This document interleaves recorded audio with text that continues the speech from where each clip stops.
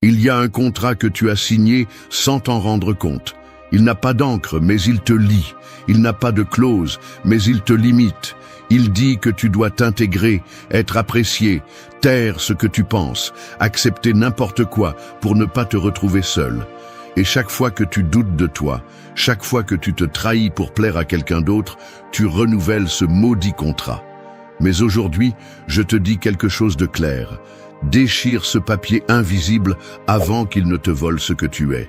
Tu n'es pas ici pour plaire, tu es ici pour vivre avec l'âme droite, pour te regarder dans le miroir sans baisser les yeux, pour arrêter de construire une image et commencer à te construire vraiment. Parce que cette voix intérieure qui te sabote, qui t'insulte, qui te compare à tout le monde, n'est pas née avec toi. Tu l'as nourrie. Et maintenant, il est temps de la faire taire ou de la transformer en ton allié. Ceci n'est pas une vidéo de confiance en soi en couleur. Il ne s'agit pas de te répéter des phrases devant le miroir. C'est la guerre, c'est la reconstruction. C'est se réveiller avec la ferme décision de te respecter, même si personne d'autre ne le fait. De relever tes propres ruines sans attendre de secours. De te dire à toi-même, jusqu'ici, j'ai rampé. Désormais, je marche fermement. Nous allons parler de 8 leçons. 8 coups de réalité, 8 façons stoïciennes de construire une estime de soi qui ne dépend pas de l'extérieur, qui ne s'effondre pas avec une critique, qui ne se brise pas avec un rejet. Ici, il ne s'agit pas de te sentir mieux, il s'agit d'être meilleur, plus fort, plus libre, plus toi. Si tu es fatigué d'être ton propre bourreau, si tu es prêt à retrouver ta dignité, c'est ton moment. Prépare-toi. Ce ne sera pas confortable, mais la réalité ne l'est jamais. Un brûle le contrat invisible avec l'approbation d'autrui. Il y a des cages qui n'ont pas de barreaux, mais qui t'enferment quand même.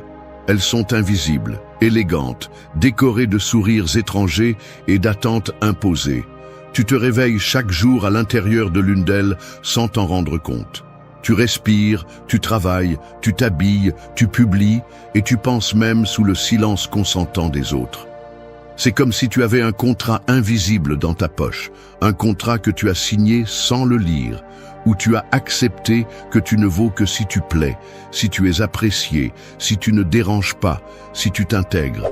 Et chaque fois que tu tais une opinion par peur, chaque fois que tu fais quelque chose que tu ne veux pas juste pour être accepté, tu le renouvelles.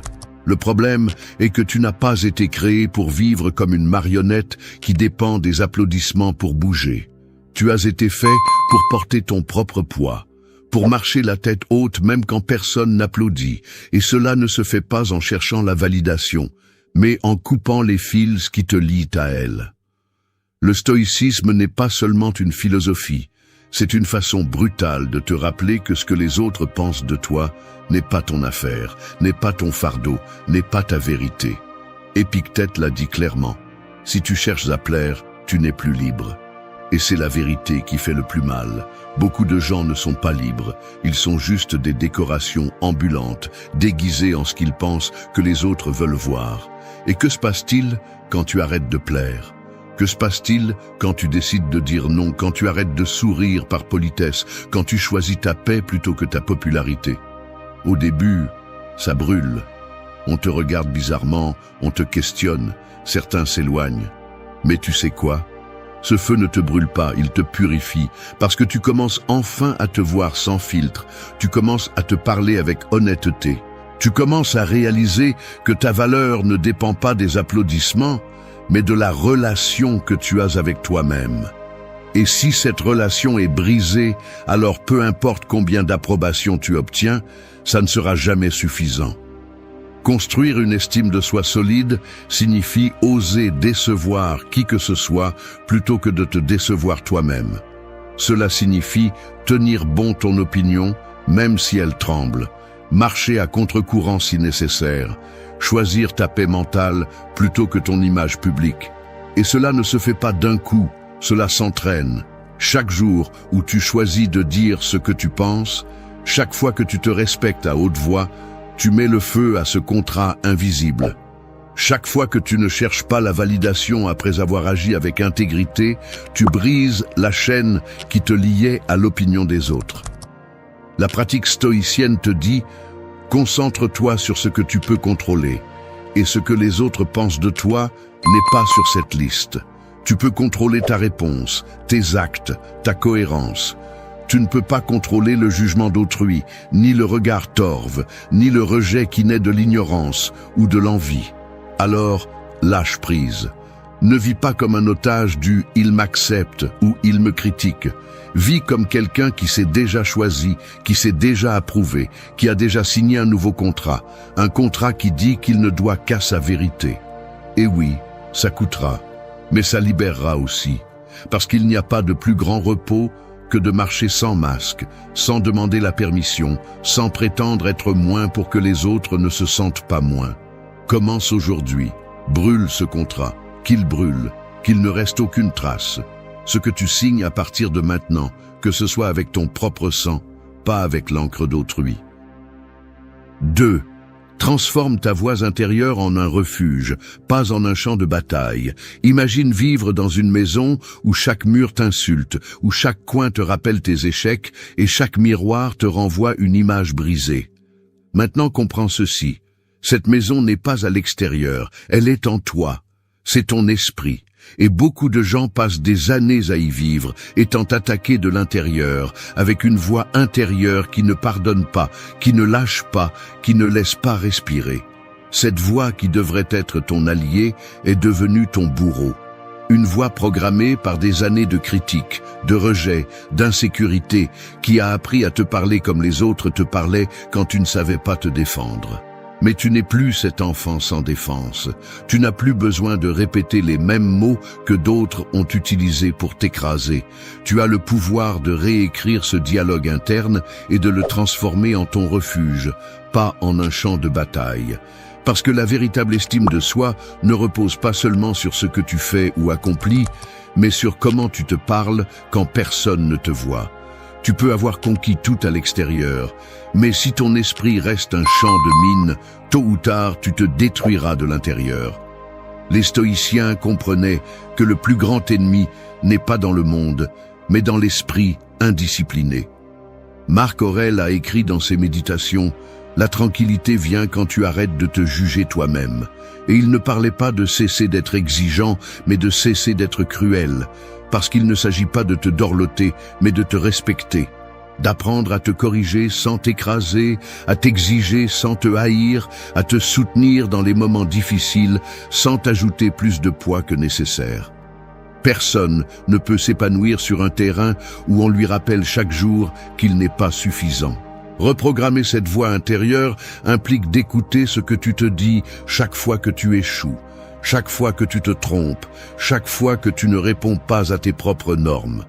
Te parles-tu avec compassion ou avec mépris? Te pousses-tu à t'améliorer ou t'enterres-tu dans la culpabilité? Parce que si la voix qui te guide ressemble plus à une sentence qu'à une conversation, tu vis avec un ennemi intime. Et personne n'avance avec un couteau à l'oreille. Construire une estime de soi solide implique de transformer ton esprit en un espace sacré. Un endroit où tu peux tomber sans être écrasé, où tu peux douter sans être annulé, où tu peux te regarder avec une brutalité honnête, mais sans mépris. Cela se fait avec de la pratique. Ce n'est pas répéter des affirmations vides, c'est prendre conscience de chaque pensée qui te jette par terre et répondre avec force. Ne laisse pas ta voix intérieure dire des choses que tu ne permettrais à personne de te dire à haute voix.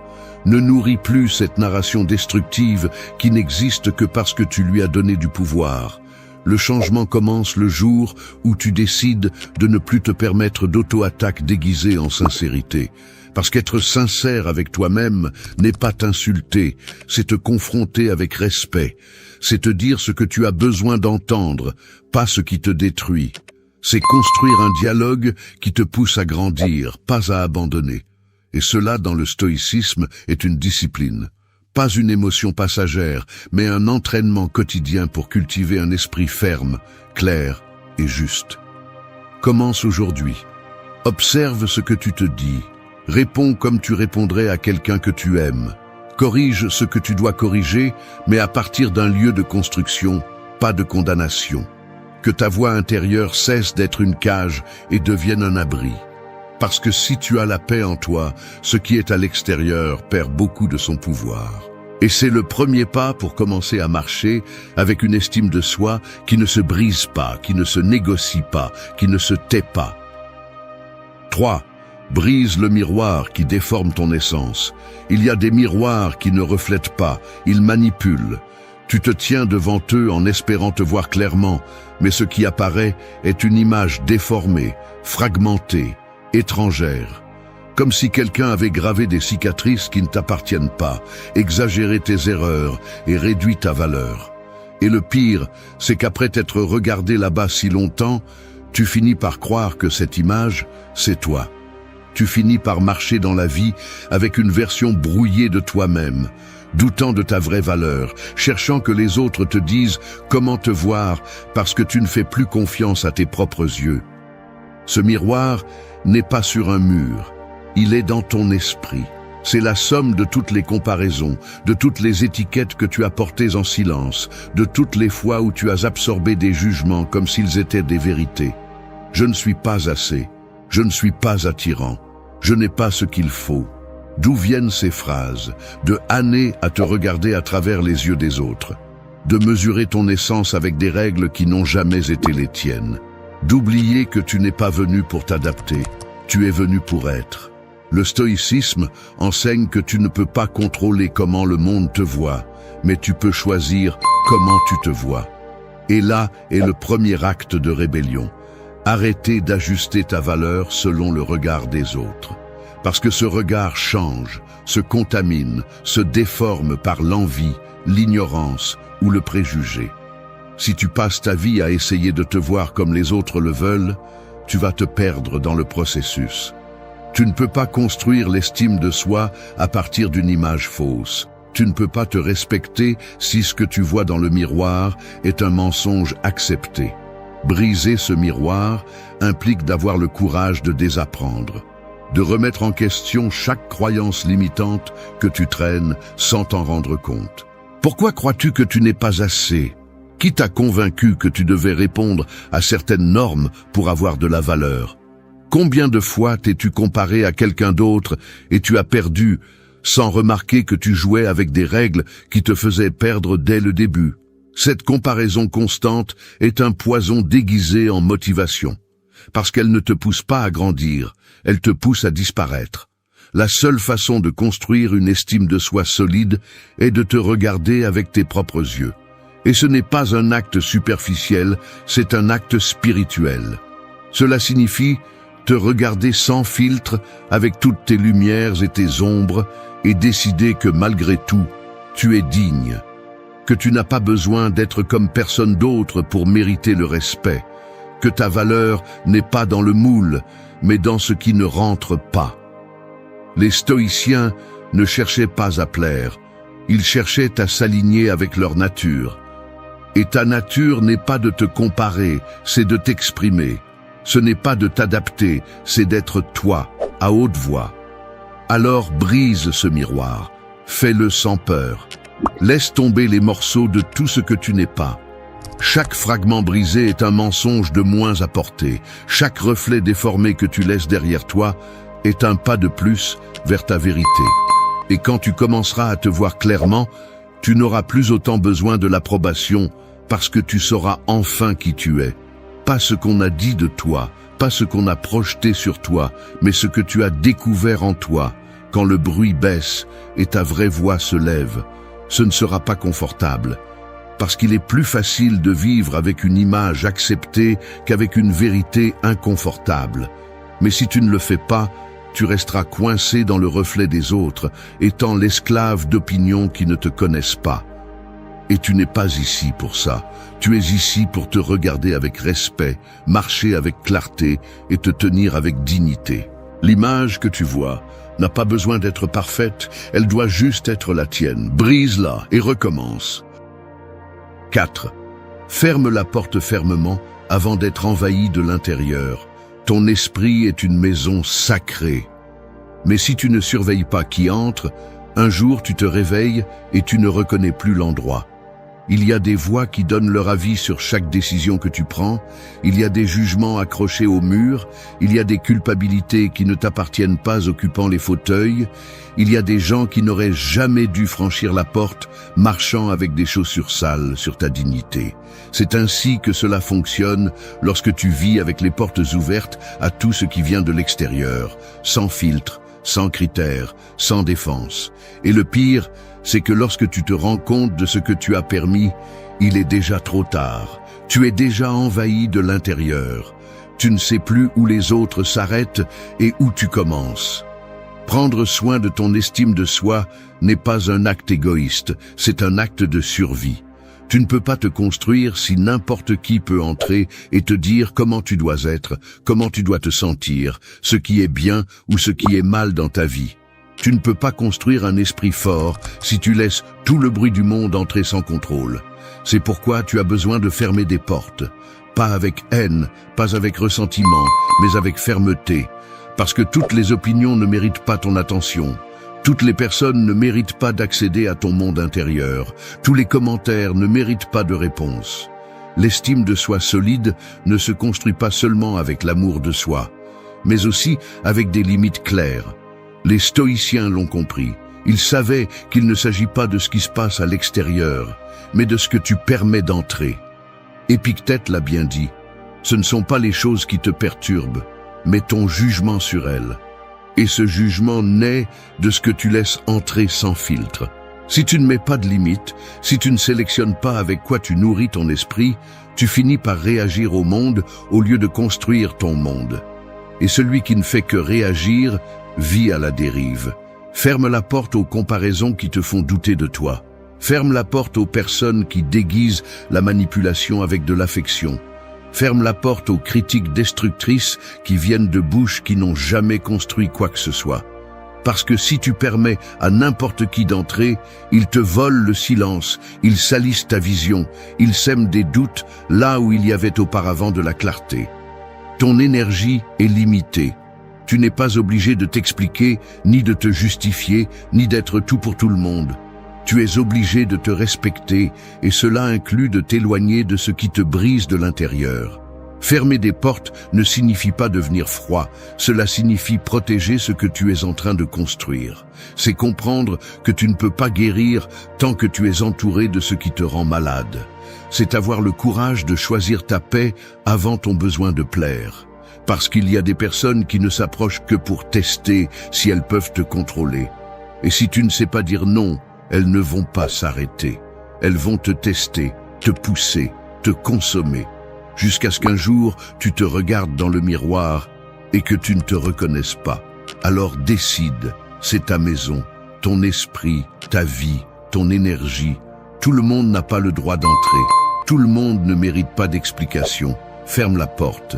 Fais-le fermement, fais-le en silence, et reste seul si nécessaire, parce que le silence est mieux qu'une invasion. La solitude est plus noble que la compagnie qui t'éteint, et la dignité se cultive lorsque tu choisis d'être fidèle à toi-même, plutôt que d'être accessible pour le monde. Ton estime de soi commence à grandir le jour où tu comprends que ce n'est pas ton obligation de soutenir tout ce qui arrive. C'est ta responsabilité de filtrer, de protéger, de prendre soin. Et si tu dois fermer des portes pour y arriver, alors fais-le. Que le coup se fasse entendre, qu'il n'y ait aucun doute. Tu es aux commandes maintenant. 5.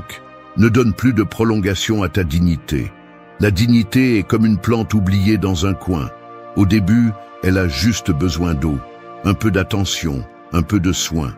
Mais quand tu la laisses se dessécher encore et encore, quand tu l'ignores, quand tu passes à côté en faisant semblant de ne pas la voir, elle commence à se faner en silence.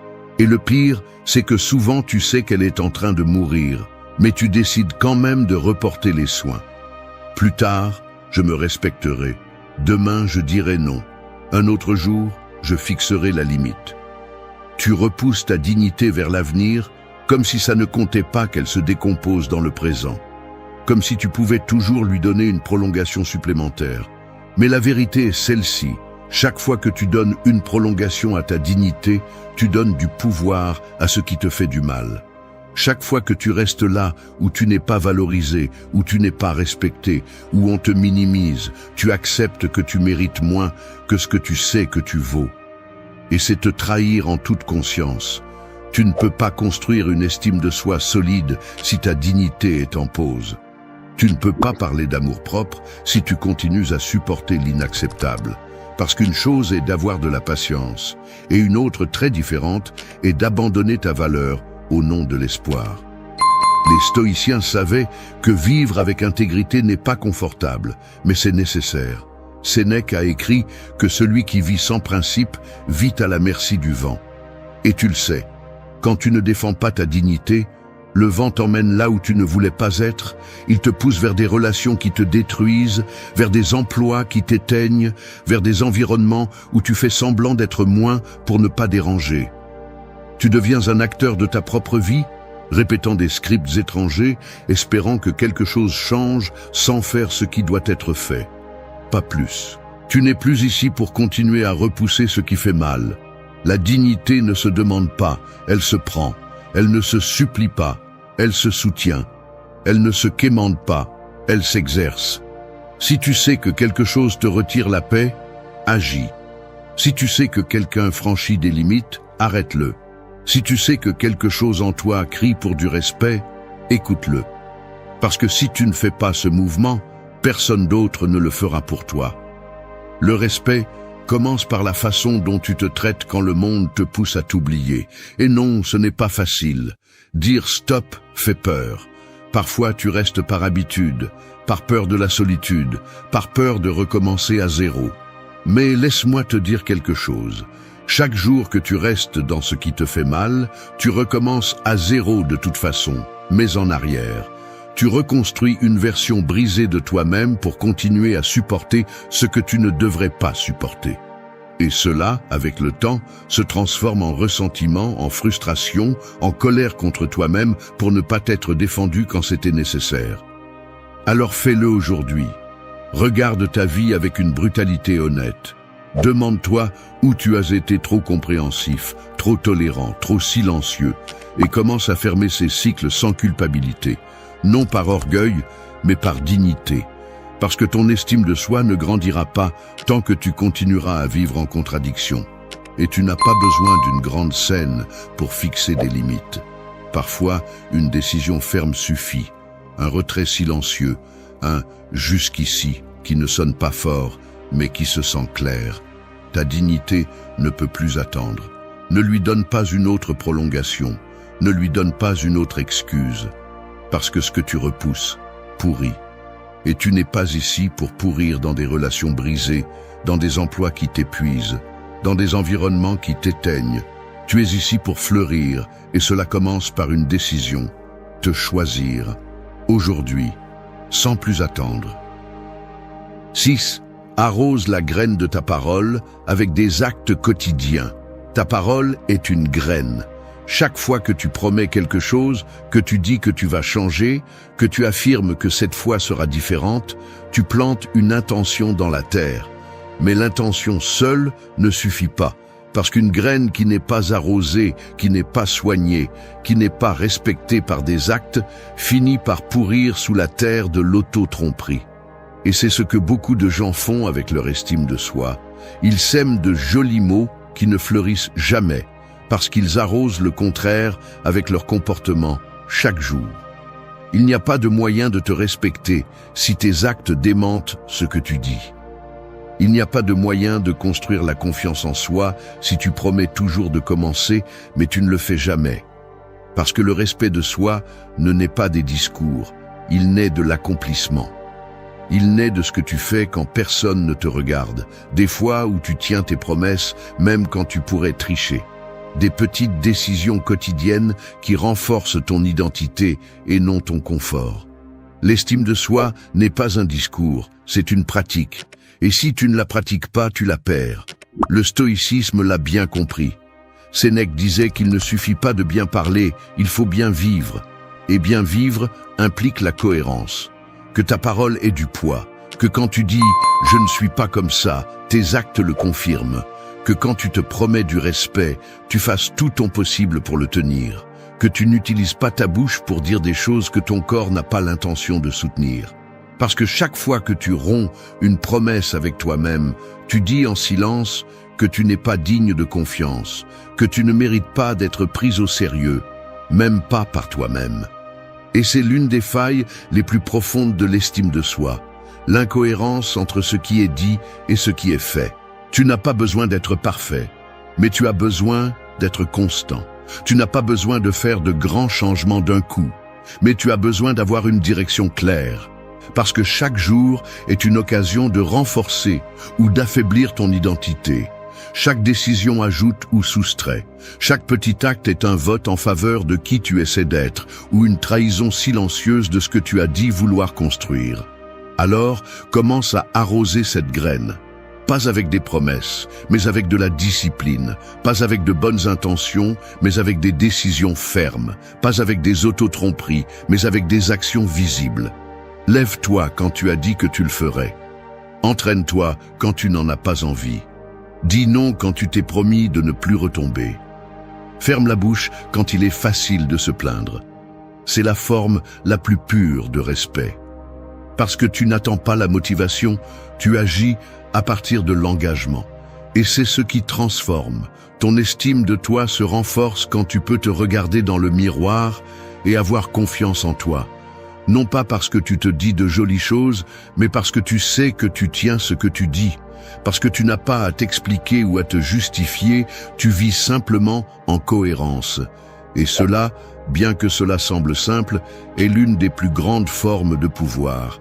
Être une personne qui se respecte tellement qu'elle ne se permet pas de rompre sa parole, qui se prend au sérieux non pas par ego, mais par dignité. Alors chaque jour, peu importe la petitesse de l'acte, choisis d'arroser ta parole, choisis de la soutenir, choisis de l'honorer. Parce que si tu ne respectes pas ce que tu dis, personne d'autre ne le fera. Et si tu ne fais pas le premier pas pour transformer ta voix en action, tu vivras piégé dans une terre stérile, pleine de promesses mortes et d'excuses sèches. Plante bien, arrose mieux, et fais fleurir une estime de soi qui ne dépend pas des mots, mais des actes. 7. Ose regarder le monstre sans baisser les yeux. Nous avons tous un monstre en nous, pas un avec des dents pointues ou des griffes visibles, mais un plus dangereux parce qu'il se cache derrière des excuses, des peurs, des blessures non résolues et des pensées que nous préférons éviter. Ce monstre ne crie pas, il murmure. Il n'attaque pas avec force, il vous affaiblit avec des doutes. Il vit dans l'ombre de vos insécurités, nourri par tout ce que vous n'osez pas affronter. Et plus vous l'ignorez, plus il grandit. Plus il prend le contrôle de votre vie, plus il dicte des décisions en silence. Le problème est que beaucoup préfèrent le maquiller, se distraire, le faire taire avec des plaisirs momentanés. Mais ignorer le monstre ne le fait pas disparaître, cela ne fait que le renforcer. Construire une estime de soi solide exige quelque chose que tout le monde n'est pas prêt à faire. Regarder le monstre en face sans baisser les yeux. Cela signifie observer vos peurs les plus profondes, vos erreurs les plus douloureuses, vos schémas destructeurs et reconnaître qu'ils sont là parce que vous, à un moment donné, les avez laissés entrer. Ce n'est pas pour vous blâmer, c'est pour vous responsabiliser. Parce que personne ne peut transformer ce qu'il n'accepte pas, personne ne peut guérir ce qu'il n'ose pas voir. Et l'estime de soi réelle naît de la vérité, pas du déni. Le stoïcisme enseigne à vivre avec l'ombre sans en avoir peur. Marc Aurèle a écrit que ce qui se met en travers de la route devient la route. Cela inclut vos échecs, vos parties brisées, vos pensées sombres. Il ne s'agit pas d'éliminer le monstre, il s'agit de le connaître si bien qu'il cesse d'avoir du pouvoir sur vous. Parce que la peur ne commande que lorsque vous l'évitez. Quand vous lui faites face, vous la réduisez. Quand vous la comprenez, vous la transformez. Et à la fin, vous découvrez que le monstre n'est pas venu pour vous détruire. Il est venu pour vous montrer où vous manquez de force, de clarté et de courage. Regarder le monstre sans baisser les yeux, c'est arrêter de courir. C'est poser les questions inconfortables. Pourquoi est-ce que je me sabote chaque fois que je suis sur le point de réussir quelque chose? Pourquoi est-ce que je permets des relations qui me détruisent? Pourquoi est-ce que j'ai tant de mal à dire ce que je ressens? Quelle partie de moi a si peur de briller, d'avancer, de dire « c'est moi » Et en répondant, arrêtez de le maquiller avec des excuses. Parce que tant que vous continuerez à déguiser la blessure commande. Et il n'y a pas d'estime de soi qui puisse survivre sous la dictature de l'autotromperie. Ce moment où vous choisissez de regarder le monstre est un point de rupture. Ce ne sera pas agréable, ce ne sera pas beau, mais ce sera réel. Et dans la vérité, il y a du pouvoir, parce qu'à cet instant d'honnêteté brutale, vous réalisez que vous n'êtes pas votre peur, ni votre erreur, ni votre passé. Vous êtes celui qui décide quoi faire avec ça. Vous êtes celui qui a le pouvoir de changer le récit, de fermer des cycles, d'écrire une nouvelle histoire où le protagoniste ne se cache plus, il se tient fermement. Alors, faites-le. Asseyez-vous avec vous-même en silence, sans distraction, sans masque, sans fioriture. Regardez-vous en entier, avec tout ce que vous êtes, même ce que vous n'aimez pas. Acceptez votre obscurité, non pas comme une condamnation, mais comme un début. Parce que tant que vous fuyez, elle continuera à commander. Mais si vous lui faites face, si vous en prenez la responsabilité, si vous décidez de la transformer, alors vous construirez une estime de soi à l'épreuve des ombres. La liberté personnelle n'arrive pas quand tout va bien. Elle arrive quand vous pouvez être en paix, même avec ce qui n'est pas résolu.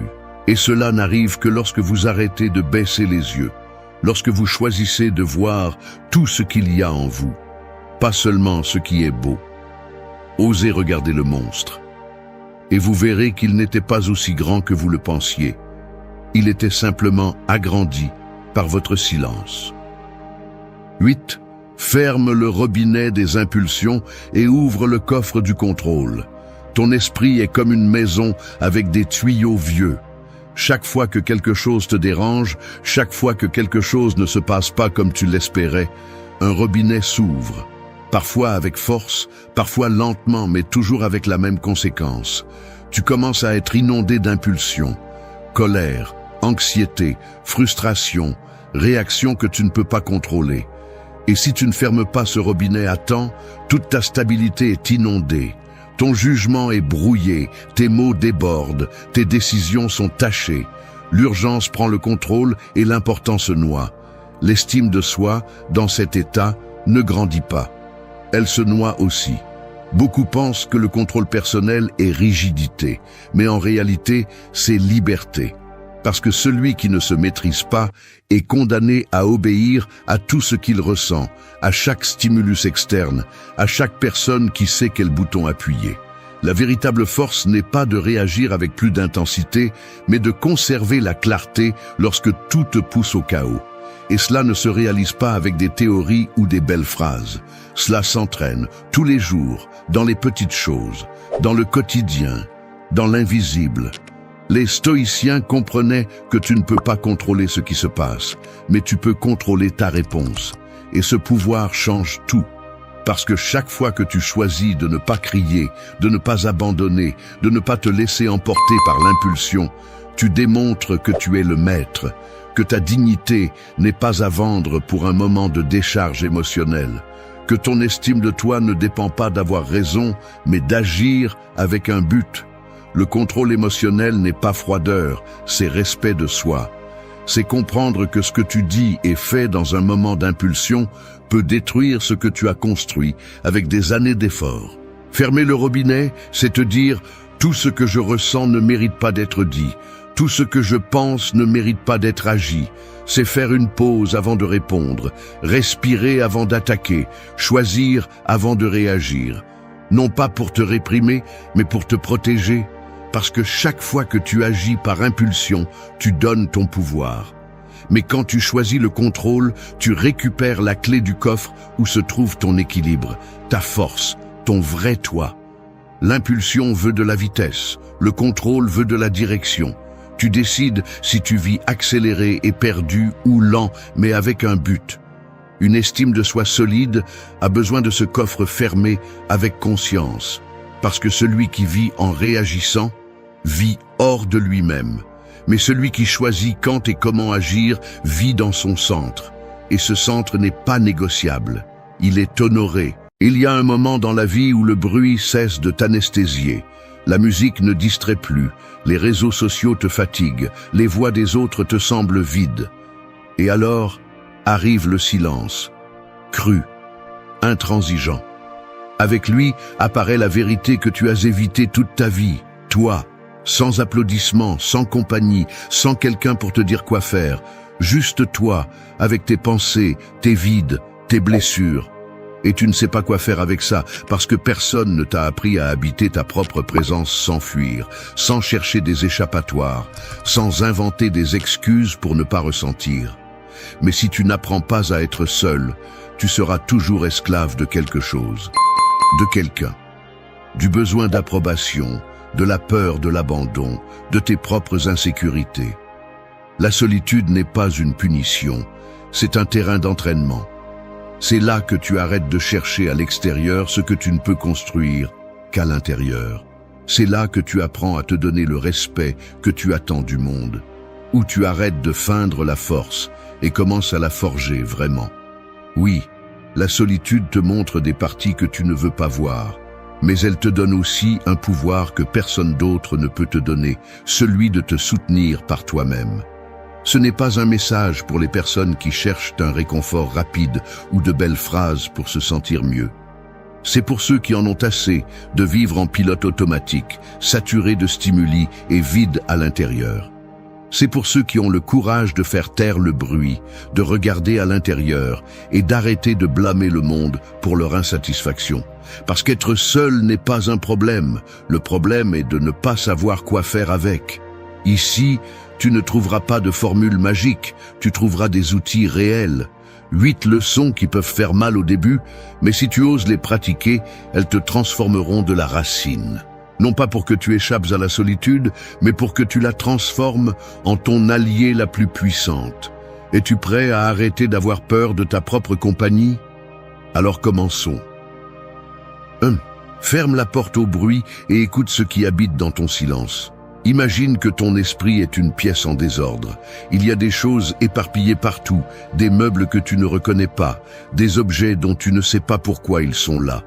Mais il y a tellement de bruit à l'extérieur, tant de voix qui parlent en même temps, que tu ne te rends même pas compte du chaos que tu as à l'intérieur. Le bruit est devenu une habitude, une excuse parfaite pour ne pas entrer en toi. Parce que tu sais au fond que si tu fermes la porte et éteins tout, le silence te montrerait ce qui habite vraiment là-dedans. Et ça fait peur. Mais tu dois le faire. Parce que tant que tu continueras à vivre avec la porte ouverte au bruit, tu ne sauras pas qui tu es, tu n'entendras pas ce qui compte vraiment, et tu continueras à réagir au monde sans comprendre ce que tu ressens, sans traiter ce que tu as vécu, sans guérir ce qui te fait mal. Vivre ainsi n'est pas vivre, c'est juste survivre à base de distraction. Tu es tellement habitué au tumulte que quand il y a du calme, tu te désespères. Tu ressens de l'anxiété, de l'inconfort, du vide.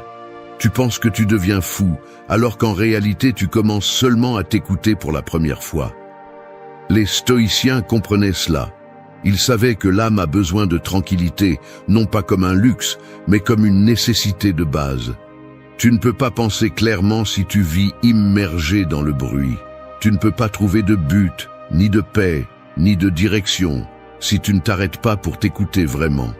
C'est pourquoi la pratique quotidienne doit commencer par un acte de courage. Fermer la porte, pas seulement au bruit externe, mais aussi aux distractions internes, aux voix que tu répètes sans questionner, à tout ce que tu as laissé entrer sans filtre. Parce que si tu ne choisis pas ce qui entre, le monde le fera pour toi. Et tu finiras plein d'opinions d'autrui, d'émotions empruntées et de désirs qui ne sont même pas les tiens. Ferme la porte, éteins le téléphone, éteins la musique, éteins tout. Assieds-toi avec toi-même, même si ça fait mal au début, même si ton esprit crie, même si c'est difficile. Ce malaise initial est normal. C'est ton système qui essaie de se désintoxiquer. Tu es en train de rompre une addiction au bruit que tu as nourri pendant des années. Mais si tu résistes, si tu restes là sans fuir, quelque chose de magique commence à se produire. Le bruit se calme, l'esprit s'ordonne et une voix apparaît. Elle n'est pas forte, elle ne crie pas, c'est une voix calme, honnête, ferme, c'est ta vraie voix, celle qui n'a pas besoin de convaincre personne, celle qui ne rivalise pas, celle qui ne se compare pas. C'est la voix que tu as étouffée tout ce temps par peur de ce qu'elle pourrait te dire, et c'est ce qui habite dans ton silence. La vérité. Pas cette vérité idéalisée ou poétique, mais la crue, la réelle, celle dont tu as besoin pour avancer sans continuer à porter ce qui ne sert plus.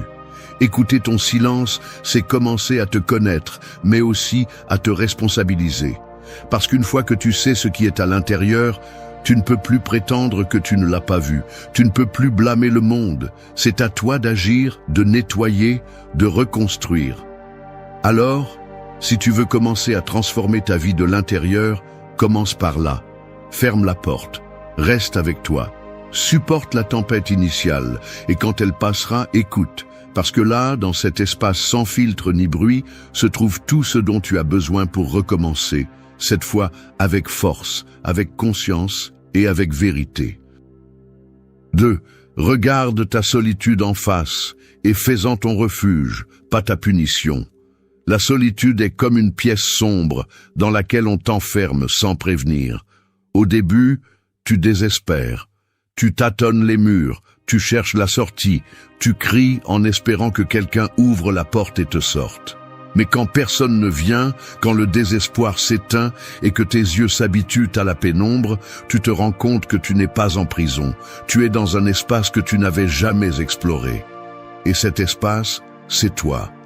Pas le toi que tu montres au monde, mais le vrai, celui qui se révèle quand tu n'as plus besoin de plaire, de satisfaire ou de t'intégrer. Celui qui émerge quand toutes les lumières s'éteignent et qu'il ne reste que ta présence nue. Le problème, c'est que beaucoup vivent en croyant que la solitude est une punition, un signe d'échec, une preuve qu'ils ne sont pas suffisants. On leur a appris depuis leur plus jeune âge que être seul est quelque chose de mauvais, quelque chose à éviter à tout prix. C'est pourquoi ils courent de relation en relation, de bruit en bruit, de distraction en distraction, sans comprendre que ce qui les terrifie vraiment n'est pas la solitude, mais la confrontation avec ce que cette solitude les oblige à voir. L'inconfort ne vient pas de l'absence de gens, il vient de l'absence de masques, car c'est dans ce silence que l'on entend les reproches, les blessures non cicatrisées, les souvenirs non traités et les rêves abandonnés. Mais le stoïcisme ne voit pas la solitude comme une punition, mais comme un privilège. Épictète disait que celui qui n'a besoin de rien est véritablement libre. Et pour arriver à ce point, tu dois passer par le feu d'être avec toi-même, sans artifice, sans pause, sans filtre. Tu dois arrêter de la voir comme un ennemi et commencer à la traiter comme un entraînement. Parce que la solitude bien affrontée ne te détruit pas, elle te purifie. Elle t'arrache les dépendances, les besoins inventés, les vides que tu pensais combler par la compagnie. Elle te confronte à ce que tu es et aussi à ce que tu peux devenir si tu arrêtes de fuir. C'est là que le changement se produit. Quand, au lieu de voir la solitude comme un abîme, tu commences à la voir comme un refuge, un endroit où tu peux te reconstruire sans pression, sans interférence, sans attente externe, où tu peux t'écouter sans avoir à te justifier, où tu peux pleurer, crier, douter, sans que personne ne te regarde, sans que personne ne donne son avis, sans que personne n'interfère. Cet espace est sacré, parce que dans ce silence inconfortable, ton authenticité est en gestation. Et celui qui apprend à être bien là, arrête de mendier de la compagnie, arrête de tolérer des relations par peur, arrête de nécessiter des béquilles émotionnelles pour continuer à marcher. Il ne s'agit pas de t'isoler ou de devenir insensible. Il s'agit d'être si complet à l'intérieur que si tu choisis de partager ta vie avec quelqu'un, ce soit par liberté, pas par nécessité. Il s'agit d'arrêter d'utiliser les gens comme pansements émotionnels, d'apprendre à te regarder avec vérité, même si ça fait mal, de faire la paix avec ton histoire, même si elle saigne encore, de construire un foyer en toi qui ne tremble pas chaque fois que quelqu'un s'en va. Regarde ta solitude en face. N'aie pas peur, ne la maquille pas, ne la nie pas, affronte-la. Parce que si tu réussis à le faire, tu ne souffriras pas seulement moins d'être seul, mais tu découvriras que tu n'as jamais été complètement seul. Tu étais avec toi, et être avec toi est plus que suffisant si tu apprends à être ce lieu sûr où tu peux revenir, encore et encore, quand le monde devient insupportable. 3. Change ton ton. Parle-toi comme tu parlerais à la personne que tu aimes le plus. Ton esprit est comme une radio qui ne s'éteint jamais. Elle joue depuis que tu te réveilles jusqu'à ce que tu fermes les yeux. Parfois, c'est une musique douce, mais bien souvent c'est un bruit dur, agressif, implacable. Elle te parle mal, te juge, t'humilie, répète des erreurs, repasse des échecs, invente des peurs. Et le pire, c'est que cette voix, c'est toi. Ou du moins, une partie de toi que tu as laissé grandir sans contrôle. Tu as appris à te traiter durement parce que tu crois que cela te rendra fort. Parce qu'à un moment donné, quelqu'un t'a convaincu que te parler avec amour était une faiblesse. Que t'épuiser jusqu'à l'épuisement était de la discipline. Que t'insulter mentalement était de la motivation. Que te blâmer était de la justice. Mais arrête-toi un instant et pense. Parlerais-tu ainsi à quelqu'un que tu aimes ? Lui dirais-tu qu'il est un échec, qu'il ne sera jamais suffisant, qu'il fait tout mal? Si quelqu'un parlait ainsi à la personne que tu aimes le plus, le permettrais-tu? Alors, pourquoi acceptes-tu ce ton pour toi? Pourquoi permets-tu que cette voix te détruise de l'intérieur, tous les jours, en silence? La réponse n'est pas simple, mais elle est claire. Tu t'y es habitué. Tu as transformé cette violence en ton langage intérieur, en ta zone de confort émotionnel. Et maintenant, tu ne sais pas comment te parler autrement. Tu penses que tu ne mérites pas de tendresse, de patience ou de compréhension. Mais ce n'est pas vrai. C'est juste que personne ne t'a appris comment. Le stoïcisme ne te demande pas d'ignorer tes erreurs, ni de vivre dans un nuage d'auto-indulgence. Il te demande de prendre tes responsabilités, mais aussi d'être sage. Et un sage ne s'insulte pas, ne se sabote pas, ne se détruit pas. Un sage s'observe avec objectivité, se corrige avec fermeté, mais se traite avec respect. Parce qu'il sait que le monde est déjà assez hostile pour s'ajouter lui-même à l'attaque. Si ton esprit est ton refuge, alors qu'il ne soit pas une tranchée d'abus, mais un endroit où tu peux tomber sans te briser, où tu peux trébucher sans t'écraser, où tu peux te tromper sans perdre ta dignité. Change ton ton. Ne te parle pas comme ceux qui t'ont fait du mal t'ont parlé. Ne répète pas des discours d'humiliation qui ne t'appartiennent pas. Réécris la façon dont tu te traites. Pas avec des phrases vides ou des affirmations magiques auxquelles tu ne crois pas. Parle-toi avec fermeté, mais avec respect. Corrige-toi sans te blesser. Motive-toi sans t'écraser. Rappelle-toi que tu peux faire mieux, sans te dire que tu es un déchet pour ne pas l'avoir fait avant. Apprends à être ton propre allié, pas ton pire ennemi. C'est particulièrement vital lorsque tu es seul, parce qu'à ces moments-là, tu es ta seule compagnie. Et si cette voix intérieure est hostile, la solitude devient une torture. Mais si cette voix se transforme, la solitude devient une opportunité. Parce qu'alors tu peux t'écouter sans peur, tu peux penser sans être attaqué, tu peux ressentir sans être jugé. Cette voix intérieure est la racine de tout ce que tu crées et de tout ce que tu détruis. Et la changer n'est pas une question de magie, c'est une question de pratique quotidienne, de conscience, de t'arrêter chaque fois que tu te parles mal et de te demander « Est-ce que je dirais ça si c'était quelqu'un que j'aime ?» Commence par là. Parle-toi comme tu parlerais à quelqu'un que tu essaies de guérir, parce que c'est ce que tu fais. Tu guéris une relation, la plus importante de toutes, celle que tu as avec toi-même. Et si cette relation change, tout le reste commence à changer aussi. 4. Transforme tes moments de solitude en rituels qui te rendent ton âme. Ta journée peut être comme une machine qui ne s'arrête jamais. Un engrenage constant de tâches, d'obligations et d'écrans qui tournent sans arrêt. Et tu tournes avec elle. Tu te lèves, tu accomplis, tu réponds, tu avances. Mais plus tu tournes vite, plus tu t'éloignes de toi. Et quand enfin le monde se tait, tu ne sais pas quoi faire du silence. Tu le remplis de n'importe quoi. Plus de téléphone, plus de nouvelles, plus de bruit. Et c'est là que tu te perds, non pas parce que tu es seul, mais parce que tu ne sais pas habiter cet espace avec toi sans te sentir vide. Tu as confondu être seul avec être déconnecté, alors qu'en réalité, c'est tout le contraire. La solitude ne t'isole pas, elle te retrouve. Mais pour y parvenir, il ne suffit pas d'éteindre le bruit. Tu as besoin d'allumer un but. Tu as besoin de transformer ce temps avec toi en un rituel. Un rituel n'est pas une routine vide, c'est un acte intentionnel. C'est un moment que tu choisis pour te reconnecter, pour te nettoyer de l'intérieur, pour te rappeler qui tu es et qui tu ne veux plus être. Cela peut être quelque chose de simple, écrire en silence, marcher sans but, lire quelque chose qui te secoue, regarder par la fenêtre sans avoir besoin de produire quoi que ce soit, préparer ton repas comme si tu prenais soin de quelqu'un d'important. Parce que c'est ce que tu fais. Tu prends soin du seul être humain qui sera avec toi jusqu'au dernier jour de ta vie. Toi. Dans une société qui glorifie la productivité et méprise la pause, faire un rituel de ton temps seul est un acte rebelle. C'est dire « je ne suis pas ici pour rendre des comptes au monde, je suis ici pour récupérer des parties de moi que j'ai perdues ». C'est entraîner l'esprit à être présent, sans courir vers le passé ni fuir vers le futur. C'est honorer, même quand personne ne regarde. Parce que c'est là que commence la véritable transformation.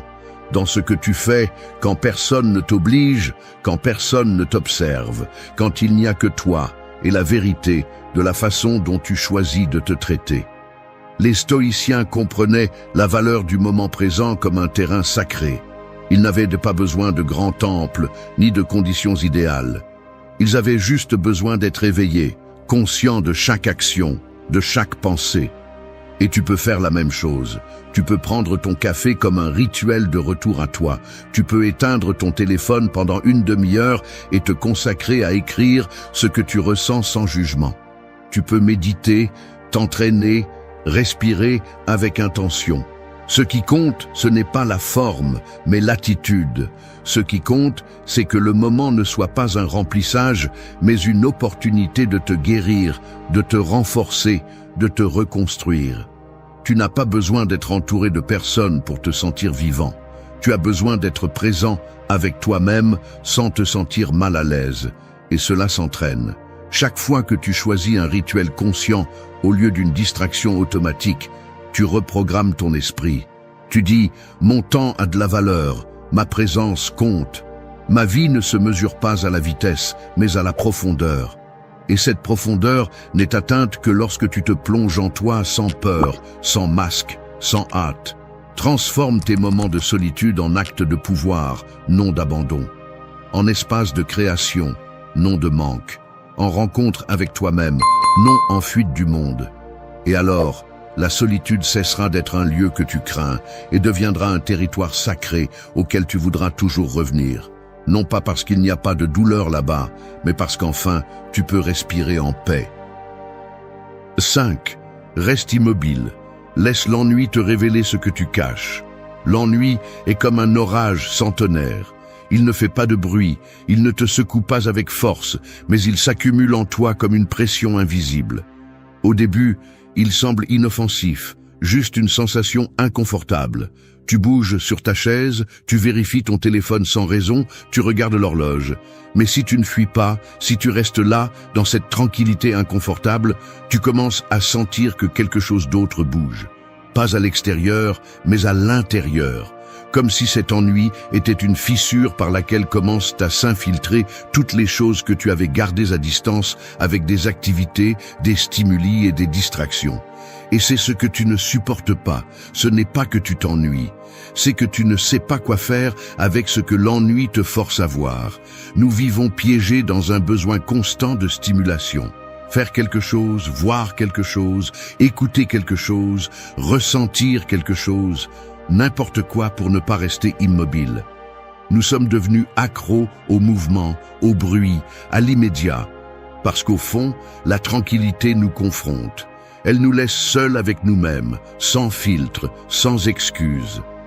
Et dans cette confrontation, nous découvrons souvent que nous ne nous connaissons pas autant que nous le pensons, que nous n'avons pas résolu autant de choses que nous le prétendons, qu'il y a des parties de nous qui sont encore brisées, blessées, oubliées. Et l'ennui, bien qu'il ne le semble pas, est la porte d'entrée vers tout cela. Les stoïciens savaient que le véritable pouvoir ne se trouve pas dans l'action effrénée, mais dans la capacité à s'arrêter, à observer, à tolérer le vide sans courir pour le remplir. Parce que ce qui apparaît dans la tranquillité est révélateur. Il te montre tes habitudes automatiques, tes pensées répétitives, tes émotions non traitées. Et si au lieu de fuir, tu choisis de regarder, tu commences à comprendre pourquoi tu réagis comme tu réagis, pourquoi tu as besoin de tant de stimuli, pourquoi il est difficile pour toi d'être en paix. L'ennui devient alors un outil de connaissance de soi, pas un ennemi à éliminer. Reste immobile, éteins l'impulsion de faire quelque chose, juste pour le faire.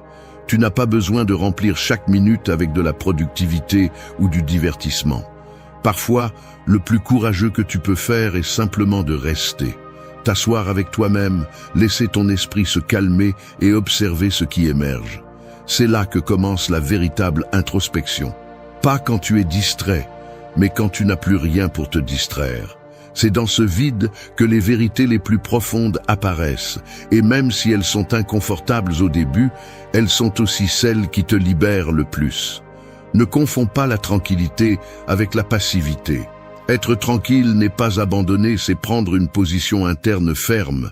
C'est choisir de ne pas réagir comme d'habitude, de ne pas fuir par impulsion, de ne pas chercher des échappatoires automatiques. C'est t'entraîner à être présent même quand il ne se passe rien, parce que c'est là que tout se passe. C'est là que se prennent les décisions les plus importantes, que les idées les plus claires se forment, que les émotions les plus vraies émergent. Et si tu réussis à franchir cette barrière, si tu apprends à tolérer l'ennui sans te désespérer, tu deviens libre. Parce que tu ne dépends plus du stimulus constant pour sentir que tu existes. Tu ne te désespères plus pour remplir chaque espace avec quelque chose. Tu apprends à apprécier le silence, le rythme lent, l'art de ne rien faire avec intention. Et alors, l'ennui cesse d'être un ennemi et devient une porte vers toi, et vers une vie beaucoup plus consciente, beaucoup plus pleine, beaucoup plus à toi. 6. Lâche ce qui t'étouffe en créant ce qui te libère. Il y a des charges qui ne pèsent pas sur le dos, mais qui t'asphyxient de l'intérieur. Elles sont comme des sacs invisibles remplis de passé, de peur, de culpabilité et de colère. Tu les traînes tous les jours sans t'en rendre compte, comme si elles faisaient partie de toi. Tu t'es tellement habitué à elles que tu penses qu'elles sont normales, inévitables. Mais elles ne le sont pas. Elles sont là parce que tu ne les as jamais lâchées. Parce qu'au lieu de laisser aller, tu as accumulé. Au lieu de guérir, tu as couvert. Et maintenant, tu as du mal à respirer, non pas à cause de ce qui te manque, mais à cause de tout ce que tu continues à porter sans raison. Être seul fait que ces poids se ressentent plus fortement. Tu n'as plus personne à blâmer ni où te cacher. La vérité devient évidente et c'est inconfortable, parce que dans le silence, ce que tu traînes parle plus fort que jamais. Tu commences à réaliser combien tu t'es trahi, combien de fois tu as tu ce que tu aurais dû dire, combien tu as reporté ce que tu voulais vraiment. Tout cela commence à t'oppresser, et alors tu as deux options. Continuer à supporter ou commencer à créer quelque chose de nouveau à partir de là. Solé le disait, « Celui qui ne crée pas s'oxyde ». Et il avait raison. Il ne s'agit pas d'être un artiste ou d'avoir du talent. Il s'agit d'utiliser tes mains, ton esprit et ton énergie pour transformer la douleur en quelque chose d'utile, en quelque chose qui te redonne du pouvoir. Parce que quand tu crées, tu canalises. Quand tu crées, tu traites. Quand tu crées, tu libères. Ce n'est pas de la magie, c'est une nécessité. Créer est une façon de dire à tout ce qui te fait mal, « Tu ne vas pas me détruire, je vais utiliser cela pour grandir ». Cela peut être écrire, peindre, parler, construire, ordonner, bouger le corps, planter une plante ou élever quelque chose qui te représente. L'important n'est pas le résultat, c'est l'acte. C'est que, enfin, tu fasses quelque chose avec ce que tu ressens au lieu de l'ingérer. Les stoïciens n'étaient pas indifférents à la douleur, ils y faisaient face. Ils savaient que la souffrance ne disparaît pas en la niant, mais en la transformant. Et tu as cette capacité, mais tu as besoin d'agir. Tu ne peux pas continuer à attendre que tout change alors que tu continues à faire la même chose. Tu ne peux pas espérer la paix en te cramponnant à ce qui t'empoisonne. Tu ne peux pas respirer si tu ne lâches pas ce qui t'étouffe. Et bien souvent, la seule façon de lâcher prise est de créer quelque chose de nouveau pour le remplacer. Ce n'est pas de la motivation bon marché, c'est de la survie émotionnelle. Parce que si tu ne fais rien avec ta douleur va faire quelque chose avec toi. Elle va te durcir, te rendre amer, te fermer. Et cela, à long terme, te prend plus que ce qu'il te donne. La création est une résistance. C'est prendre une partie brisée de toi et la transformer en un message, en une œuvre, en une action qui a du sens. C'est la forme la plus pure de reconstruction interne. Et plus tu seras honnête dans le processus, plus tu te libéreras. Tu n'as pas besoin d'attendre d'aller bien pour commencer. Commence brisé, commence fatigué, commence avec peur. Mais commence, lâche la plainte et fais quelque chose. Parce que dans l'agir, dans le créer, dans le construire, tu trouves de l'oxygène. Tu trouves une direction. Tu trouves cette partie de toi qui n'est pas brisée, qui est toujours vivante, qui continue à pousser.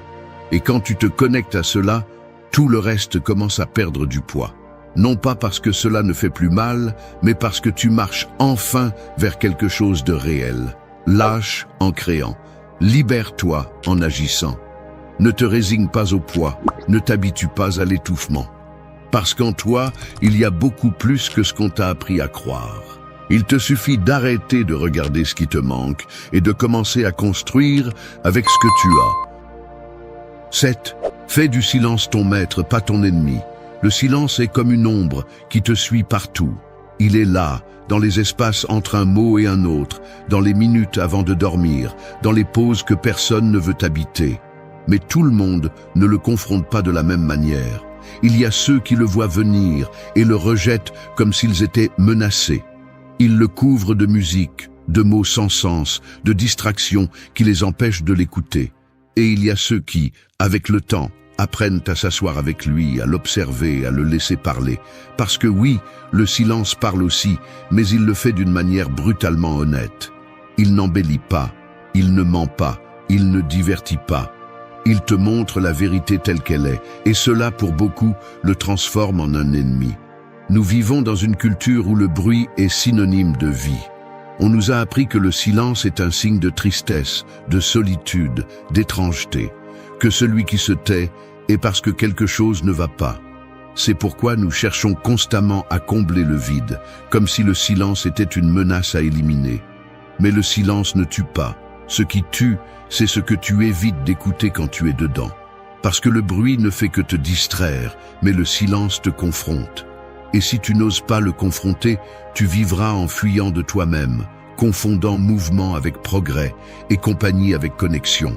Les stoïciens savaient que le silence n'est pas une absence, c'est une présence pure. C'est le cadre parfait pour l'auto-examen, la réflexion et l'ordre intérieur. Marc Aurèle écrivait dans le silence, non pas pour le monde, mais pour lui-même.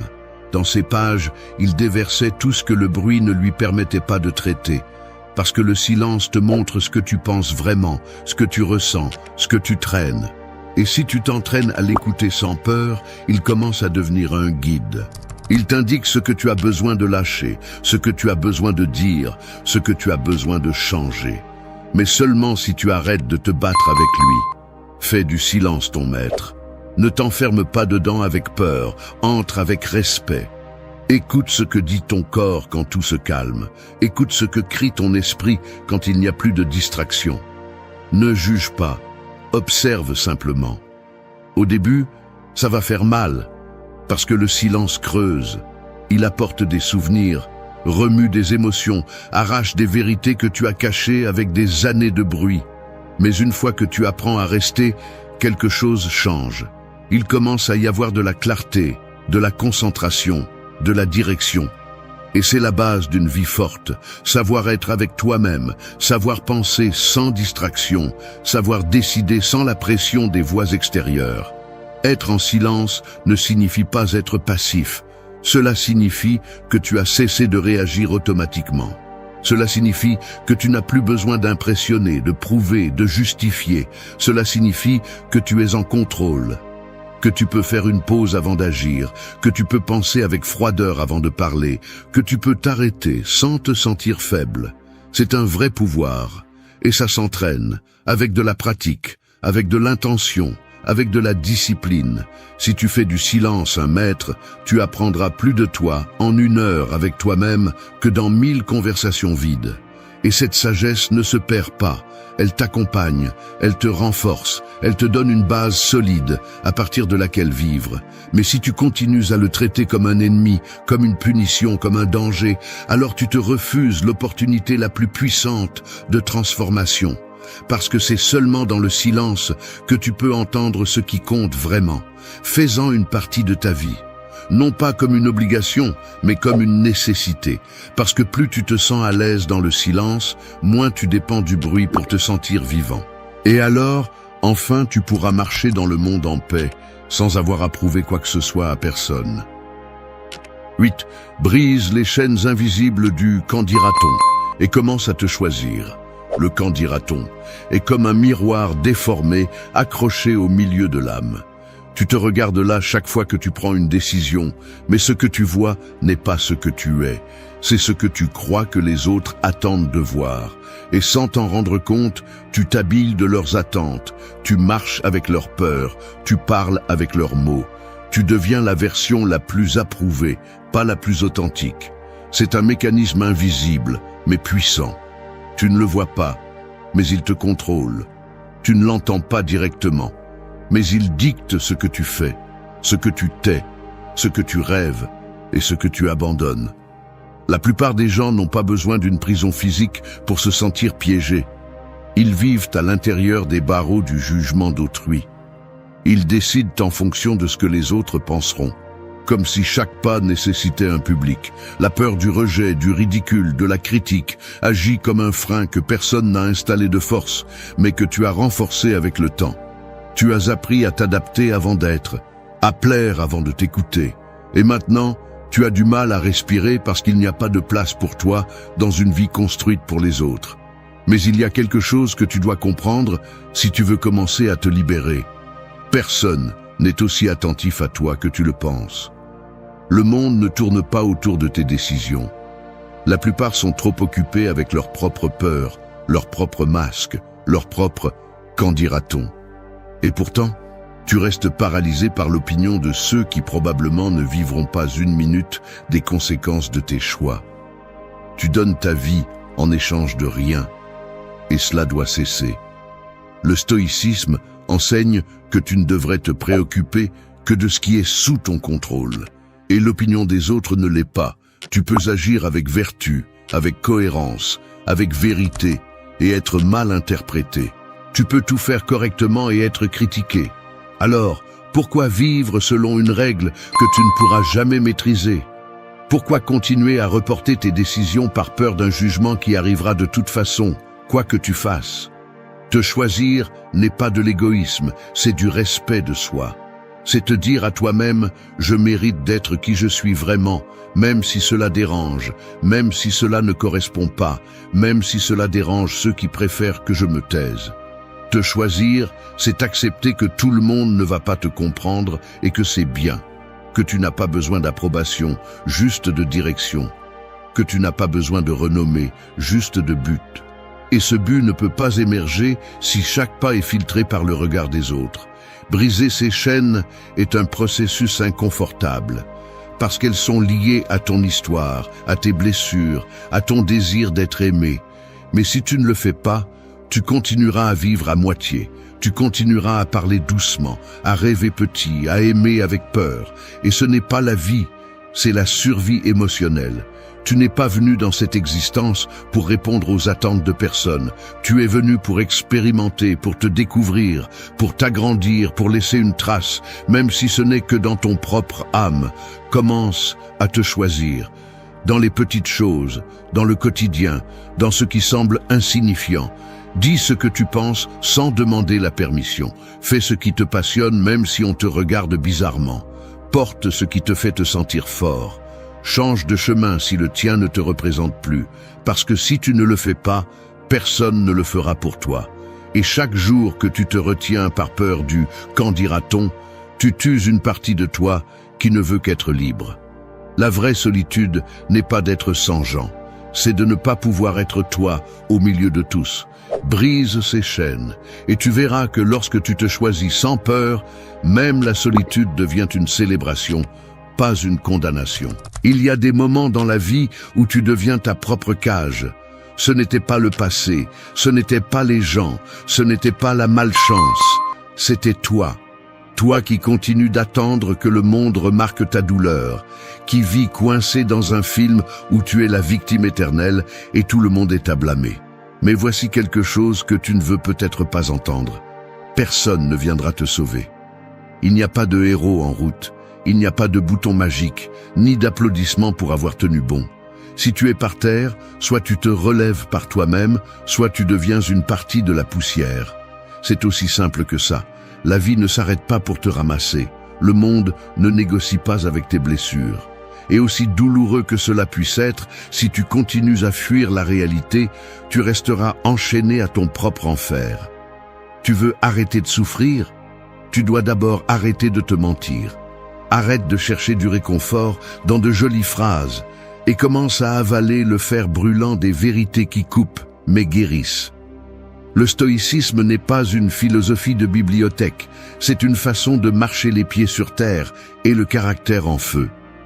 Ton esprit peut être ton temple ou ta prison, et personne d'autre n'a la clé. Tu n'es pas brisé, juste endormi, étourdi par des années d'excuses et de peur. Cette vidéo existe pour cela, pour te réveiller, pour te dire ce que personne n'ose dire. Ici, tu entendras 8 leçons qui ne cherchent pas à te plaire, mais à secouer ton âme jusqu'à ce que tu te lèves. Parce que si tu ne le fais pas, personne ne le fera. Et si tu ne le fais pas maintenant, demain sera trop tard. Es-tu prêt? Alors arrête d'attendre de la compassion et commence à forger du caractère. Bienvenue au début de la fin de ton auto-illusion. 1. Lève-toi du sol comme si personne n'allait t'aider. Il y a des moments dans la vie où tu te retrouves à terre comme si tu étais un morceau de fer, oublié sous la pluie. Tu rouilles, tu te couvres de boue, tu deviens une partie du paysage. Et pourtant, au plus profond de toi, quelque chose continue de vibrer, quelque chose refuse encore de mourir. Ce quelque chose, c'est ta responsabilité. Cette petite voix qui murmure quand tout le monde se tait, qui te dit ce que tu ne veux pas entendre, que personne ne va te relever, que personne ne va te sauver, que soit tu te lèves par toi-même, ou tu restes là à te décomposer dans ta propre peine. Beaucoup attendent encore une main pour les sortir du fond, un mot magique pour leur redonner la force, des excuses, une reconnaissance, quelque chose qui leur confirme que leur douleur compte. Mais la douleur ne disparaît pas quand les autres la reconnaissent. Elle disparaît quand tu fais quelque chose avec elle. Quand tu la prends, la mâches et la transformes en feu. Le stoïcisme enseigne que la souffrance n'est pas dans ce qui se passe, mais dans la façon dont tu l'interprètes et ce que tu fais ensuite. Et si ce que tu fais, c'est rester immobile, attendre, te figer, alors tu te condamnes. Parce que le sol sur lequel tu es tombé n'est pas ta tombe, c'est ton point de départ. Se lever n'est pas un acte épique. Tu n'as pas besoin de musique de fond, ni d'un discours héroïque. Tu as besoin de décision. Silence. Concentrer toute ton énergie à bouger, ne serait-ce qu'1 centimètre. Parce que la vie n'a pas de compassion pour celui qui n'agit pas. Personne ne ressentira ta douleur comme toi. Personne ne comprendra mieux ce que tu traverses que toi. Et ce n'est pas une tragédie, c'est une libération. Parce que si personne ne vient, alors tu as la permission totale d'être ton propre sauveur, sans dépendre, sans demander la permission, sans te justifier. Arrêter d'attendre de l'aide ne signifie pas devenir froid ou insensible. Cela signifie comprendre que tu es la seule chose que tu contrôles vraiment. Tes pas, ta volonté, ta réaction à ce qui se passe. Il y a des gens qui restent des années à terre émotionnellement, attendant justice, amour, reconnaissance, pardon. Mais le temps n'a pas de pitié. La vie continue sans regarder en arrière. Et plus tu attends, plus tu deviens faible. Ce qui était une chute hier est devenu une habitude aujourd'hui. Et c'est là que les rêves meurent, dans l'habitude de ne pas se relever. Le stoïcien ne nie pas la douleur. Il l'accepte, l'honore, l'étudie. Mais il ne l'idolâtre pas. Il ne reste pas au sol à construire une maison avec des briques de peine. Il se lève même s'il n'a pas de force, même si tout fait mal, même s'il a peur. Parce qu'il sait que l'opposé de tomber n'est pas voler, c'est insister. La vraie croissance n'est pas confortable, elle est brutale. Et elle commence quand tu arrêtes de compter tes blessures et décides de les utiliser comme armure. Lève-toi du sol comme si personne n'allait t'aider, parce que c'est la vérité. Personne ne sait combien pèsent tes batailles, personne ne les portera pour toi, personne ne devrait le faire. C'est ta guerre, ton moment, ton chemin. Et si tu arrives à te lever sans applaudissements, sans témoins, sans garantie, alors tu es déjà plus fort qu'hier. Peu importe combien de temps tu as été en bas, ce qui compte, c'est ce que tu fais maintenant. Respire, serre les dents et monte. Même à genoux, mais monte. 2. Ferme la bouche avant de nourrir ton propre martyr. Il y a des gens qui n'ont pas besoin d'ennemis car ils en portent un sur la langue. Ils parlent comme si chaque mot était de l'essence et leurs pensées, des incendies prêts à se propager. Ils se lèvent et la première chose qu'ils font est d'ouvrir la bouche pour répéter la même histoire qui les piège, comme si nommer leur douleur encore et encore allait la guérir, comme si raconter leur souffrance leur donnait une sorte de pouvoir ou de pertinence. Mais ça ne le fait pas.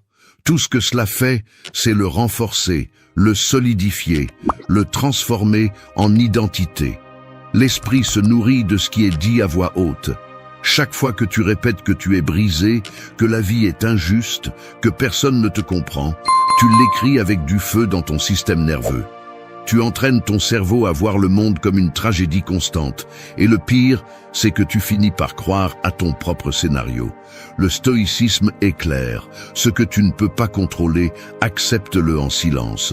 Ce que tu peux contrôler, change-le avec des actions, pas avec des plaintes. Parler sans mesure de combien tu vas mal ne sert qu'à perpétuer cet état. La vérité est la suivante. Chaque fois que tu utilises ta voix pour répéter le même drame, tu le renforces. Tu n'es pas faible pour ressentir, mais tu deviens faible quand tu transformes ta douleur en discours répétés. Et il ne s'agit pas de réprimer, il s'agit de ne pas utiliser la parole comme un fouet contre toi-même. Il y a un point où parler cesse de libérer et commence à emprisonner. Parce que tu ne lâches pas, tu réaffirmes. Ferme la bouche non pas comme un acte de censure, mais comme une façon de protéger ton esprit. Chaque mot que tu dis façonne ta perception, et si tout ce que tu fais est de te lamenter, alors ton cerveau vivra installé sur cette basse fréquence, dans cette boucle sans issue. Tu veux avancer? Commence par prendre soin de ce qui sort de ta bouche. Et plus encore, commence par remarquer quand tu parles juste pour revivre ce que tu devrais enterrer. Le silence dans ce contexte n'est pas une faiblesse, c'est une stratégie, c'est une pause, c'est du pouvoir contenu. Parce que tandis que beaucoup gaspillent leur énergie à raconter tout ce qui leur fait mal, le stoïcien la garde pour agir, pour résoudre, pour bouger. Et c'est là la différence. Celui qui se plaint s'enfonce dans la boue. Celui qui se tait, observe, pense et agit est déjà en train de construire la sortie. Personne ne nie que tu as des blessures. Mais si chaque conversation tourne autour d'elle, si chaque pensée se termine par combien tu vas mal, alors tu ne cherches pas à guérir. Tu cherches une validation. Et cela ne te renforce pas, cela t'affaiblit. Parler est important quand cela libère. Mais quand tu ne fais que répéter ton malheur, tu creuses plus profondément le même puits dont tu veux sortir. Ferme la bouche et commence à utiliser le silence comme une arme. Tu n'as pas à tout expliquer, tu n'as pas à te justifier, tu n'as pas à convaincre quiconque de combien ça fait mal. Parfois, La chose la plus forte que tu peux faire est de garder le silence, de travailler sur toi, et de laisser tes actes parler plus que n'importe quel discours. Parce qu'à la fin, le monde écoute les résultats, pas les lamentations. Alors, la prochaine fois que tu ressens l'urgence de raconter pour la 10e fois combien tu vas mal, arrête-toi, respire, et demande-toi si tu cherches à être compris ou si tu nourris ton martyre. Parce que si tu ne le lâches pas, il te consume. Et si tu ne le laisses pas mourir dans le silence, il continuera à te contrôler chaque fois que tu le mettras en mots. 3. Coupe le fil à ceux qui n'apparaissent qu'au soleil. Il y a des gens qui sont comme des ombres. Ils n'apparaissent que lorsque tout est illuminé. Ils marchent avec toi pendant que le soleil brille. Ils te sourient quand tout va bien. Ils célèbrent tes victoires avec un faux enthousiasme. Mais il suffit qu'un nuage arrive, une seule tempête, pour qu'ils disparaissent comme s'ils n'avaient jamais été là. Et le pire n'est pas qu'ils partent, le pire est que tu continues à tenir le fil émotionnel qui te lie à eux, en espérant qu'ils reviennent, en leur laissant de la place dans ta vie, même s'ils ne sont plus là. L'attachement à ceux qui ne sont pas vraiment avec toi est l'un des pièges les plus cruels de la souffrance. Parce que non seulement il te laisse seul, mais il te maintient également lié à une illusion. Une amitié qui n'existe que lorsque tout va bien n'est pas une amitié. Un amour qui s'évapore lorsque tu as besoin de soutien n'est pas de l'amour. Une compagnie qui se cache lorsque tu tombes ne mérite pas de place dans ta reconstruction. Mais souvent, au lieu de couper ce fil, nous le renforçons. Nous justifions leur absence, nous leur donnons de nouvelles chances. Nous faisons semblant que rien ne se passe, alors qu'à l'intérieur, nous nous brisons un peu plus. Le stoïcisme enseigne que tu dois t'entourer de personnes qui ajoutent de la vertu à ta vie, et non qui te tirent vers la dépendance émotionnelle. Tu n'as pas besoin de foule, tu as besoin de caractère. Et le caractère se démontre lorsque tu as le courage de laisser partir ceux qui n'ont pas le courage de rester. Coupe le fil. Pas avec haine, pas avec vengeance, mais avec clarté. Car rester attaché à des gens qui n'apparaissent qu'au soleil, c'est choisir volontairement de rester seul quand tu en as le plus besoin. Il faut apprendre à regarder les faits sans anesthésie. S'ils ne te cherchent pas quand tu vas mal, s'ils ne sont pas là quand tu en as besoin, s'ils n'apparaissent que pour recevoir mais jamais pour soutenir, qu'est-ce que tu conserves? Une relation réelle ou un souvenir idéalisé? Souvent, la douleur ne vient pas de l'absence, mais de l'auto-tromperie que nous créons pour ne pas accepter cette absence. Et le prix que nous payons est élevé. Énergie drainée, estime de soi blessée et temps perdu que tu pourrais investir dans la construction de quelque chose de vrai. Les personnes qui méritent de rester sont celles qui sont là quand tu n'as rien à offrir. Celles qui ne fuient pas le silence inconfortable. Celles qui restent même s'il n'y a pas de raison de célébrer. Les autres, ce sont des touristes émotionnels. Et tu n'es pas ici pour monter un parc d'attractions où ils viennent se distraire et partent quand le nettoyage commence. Tu es ici pour grandir, pour guérir, pour t'entourer de ce qui te pousse vers l'avant. Couper le fil ne signifie pas fermer le cœur. Cela signifie arrêter de porter ce qui n'a plus de vie. Cela signifie reconnaître qu'il y a des liens qui ont expiré depuis longtemps, même si tu continues à leur donner de la place. Et quand tu le fais, quelque chose en toi se libère. Tu récupères de l'énergie. Tu récupères ta voix. Tu récupères ta dignité. Parce que chaque fois que tu lâches quelqu'un qui n'était là que par intérêt ou par commodité, tu te choisis toi-même. N'attends pas d'explication, ne mendie pas de présence, n'appelle pas là où il n'y a plus d'écho. Le silence des autres a déjà dit tout ce que tu avais à savoir. Maintenant, c'est à toi d'agir en conséquence. Remercie ce qui a été, apprends ce qui a fait mal, et continue à marcher avec ceux qui marchent, pas avec ceux qui n'apparaissent que quand il y a du soleil. 4. Travaille en silence comme celui qui aiguise une arme. Il y a des jours où tu deviens un forgeron invisible. Alors que tout le monde crie des réussites vides et célèbre les apparences, tu es là, dans les profondeurs, frappant le métal de ton caractère. Chaque jour est une étincelle, chaque erreur, un coup de marteau, chaque petite avancée que personne ne voit, une nouvelle ligne sur le tranchant de ce que tu construis. Et même si personne ne le sait, toi tu le sais. Tu sais que tu aiguises quelque chose de puissant, ta discipline, ta force intérieure, ta capacité à résister et à avancer quand personne n'applaudit ni ne regarde. Travailler en silence n'est pas se cacher, c'est protéger ce qui compte. Il ne s'agit pas d'avoir honte du processus, mais de comprendre que le bruit constant affaiblit la concentration. Aujourd'hui, tout le monde veut être vu, tout le monde veut être validé, tout le monde veut crier ce qu'ils font comme si le simple fait de le dire suffisait. Mais celui qui veut vraiment grandir sait que le véritable pouvoir se forge loin des projecteurs. Parce que plus tu parles de ce que tu feras, moins tu as d'énergie pour le faire. Le stoïcisme le dit clairement, ce qui compte, ce n'est pas ce que tu dis, mais ce que tu fais. Tes paroles ne valent rien si elles ne sont pas soutenues par l'action. La valeur réside dans la constance silencieuse, dans la patience agressive, dans ce moment où tu pourrais abandonner mais tu choisis de continuer, non pas pour la reconnaissance, mais par conviction. Et cela ne se partage pas, cela se cultive. Quand tu travailles en silence, tu deviens une menace pour tout ce qui veut te maintenir tel que tu es, parce que tu deviens imprévisible. Personne ne peut arrêter ce qu'il ne voit pas venir. Et tandis que d'autres se vantent de progrès vides, tu te renforces dans l'ombre. Ce que tu crées n'a pas besoin d'applaudissements, il a besoin de temps, de feu intérieur et de concentration absolue. Chaque jour où tu choisis de ne pas parler et d'agir, tu forges quelque chose qui aura un impact beaucoup plus grand que n'importe quel discours. Travailler en silence te protège également de la pression inutile. Parce que quand tu cries tes plans, tu te lies inconsciemment à eux. Maintenant, tu dois prouver, tu dois plaire, tu dois répondre aux attentes que tu as toi-même créées. En revanche, lorsque tu restes concentré sur l'action et non sur la démonstration, tu te libères. Tu ne dois rien à personne. Tu ne te dois qu'à toi-même. Et cela change tout.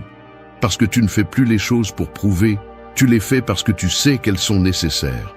Parce que tu comprends que le processus vaut plus que l'opinion des autres.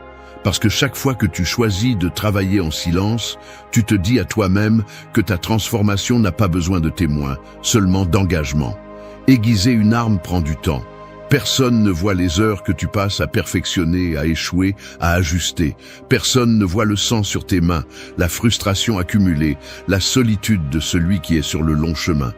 Mais un jour, quand viendra le moment d'agir, cette arme invisible fera la différence. Et tout le monde verra le résultat. Mais tu sauras que l'important n'était pas ce moment, mais tout ce que tu as fait quand personne ne regardait. Alors continue. Tais-toi. Travaille. Ajuste. Concentre-toi. N'explique rien. N'annonce rien. Que ta vie soit si solide qu'elle n'a pas besoin de présentation. Que ton silence devienne ton cri le plus fort. Parce que quand viendra le moment, tes résultats parleront. Et alors, il ne sera plus nécessaire de dire un seul mot. 5. Lâche ce qui n'est pas entre tes mains avant qu'il ne t'entraîne. S'accrocher à ce que tu ne peux pas contrôler, c'est comme tenir fermement une corde qui est déjà en train de traîner ton corps dans la boue. Plus tu serres, plus tu te fais mal. Plus tu insistes, plus tu saignes. Mais le paradoxe est que la douleur ne vient pas du mouvement, elle vient de ta résistance à lâcher. On nous a appris que renoncer, c'est perdre, que lâcher prise, c'est se rendre, que si tu lâches quelque chose, c'est parce que tu n'as pas assez lutté, et c'est un mensonge dangereux. Parce que rester accroché à ce qui ne dépend pas de toi n'est pas du courage, c'est de l'ego.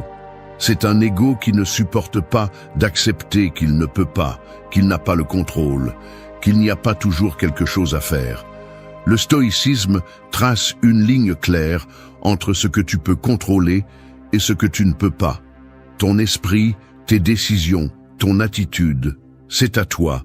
Les émotions des autres, leurs actions, leurs paroles, le climat, le passé, cela ne t'appartient pas. Mais vivre sans comprendre cette différence te rend otage de l'incontrôlable. Tu t'épuises à essayer de corriger ce qui n'est pas de ta responsabilité. Tu te frustres parce que tu espères que tout s'adapte à ton plan. Et tu te remplis de rage quand la vie ne coopère tout simplement pas avec tes attentes. Lâche, avant qu'il ne t'entraîne, non pas parce que tu es faible, mais parce que tu es intelligent, parce que tu comprends que rester accroché ne fait que te briser de l'intérieur, parce que tu reconnais que le contrôle total est une illusion qui consomme de l'énergie, du temps et de la paix mentale. Lâcher prise est un acte de force, c'est avoir le courage de dire « cela n'est pas entre mes mains » et pour cette raison, cela ne mérite pas une seconde de plus de mon angoisse. Mais lâcher prise n'est pas de l'indifférence, ce n'est pas que tu t'en fiches, c'est que tu choisis de ne pas te détruire pour ce que tu ne peux pas changer.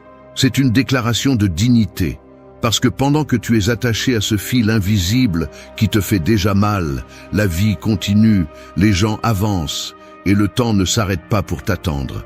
Tôt ou tard, tu te rendras compte que rien ne s'améliore en te plaignant, en imaginant des scénarios, en cherchant des coupables ou des réponses qui n'arriveront pas.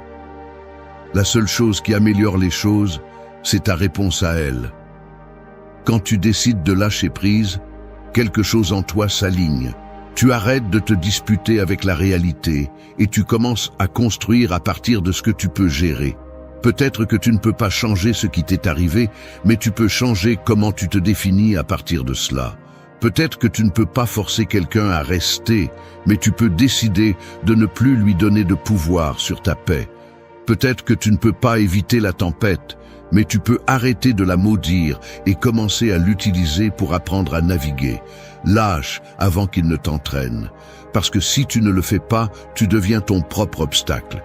Parfois, l'ennemi n'est pas à l'extérieur, il est dans la façon dont tu insistes pour contrôler ce qui te dépasse. Lâche la nécessité d'avoir des réponses, lâche le désir que tout s'adapte parfaitement. Lâche la culpabilité de ne pas avoir pu, parce que chaque chose que tu lâches consciemment devient de l'espace pour quelque chose de plus fort. Et si tu as encore du mal à lâcher prise, vois-le comme ça. Ce qui n'est pas entre tes mains n'est pas non plus de ta responsabilité. Libère-toi de ce fardeau, respire, décide, accepte et continue. Parce que plus tôt tu lâches, plus tôt tu commences à récupérer ce qui dépend de toi, ta paix, ton énergie, ton chemin. 6. Traite-toi comme quelqu'un qui mérite du respect, pas de la pitié. Imagine que tu étais ta propre maison. Tes pensées seraient les murs, tes mots, les fenêtres, et ton traitement de toi-même, les fondations. Maintenant, demande-toi, vivrais-tu là? Te sentirais-tu en sécurité, prise en charge, solide dans cet espace? Parce que beaucoup de gens traversent la vie en étant leurs propres envahisseurs, traitant leur esprit comme un terrain abandonné, se parlant avec mépris, se laissant pour compte, se pardonnant tout, mais ne se respectant rien. Et puis, ils se demandent pourquoi ils n'avancent pas, pourquoi ils se sentent vides, pourquoi personne ne les valorise. C'est simple. Personne ne peut te donner ce que tu ne te donnes pas. Te respecter, ce n'est pas te regarder dans le miroir et dire de belles phrases.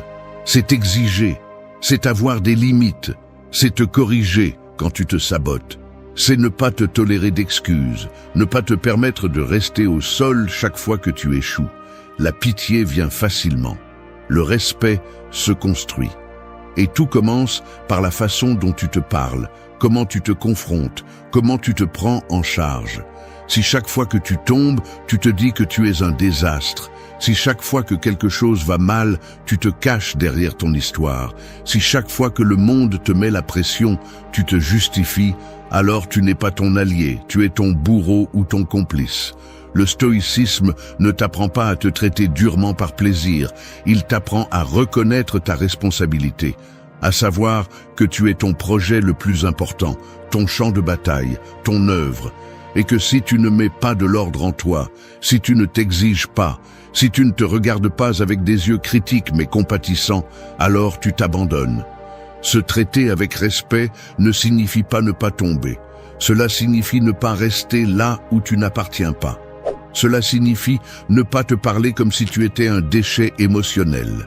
Cela signifie reconnaître ta valeur sans avoir besoin que le monde la valide. La pitié, c'est dire « c'est comme ça que je suis » pour ne pas changer.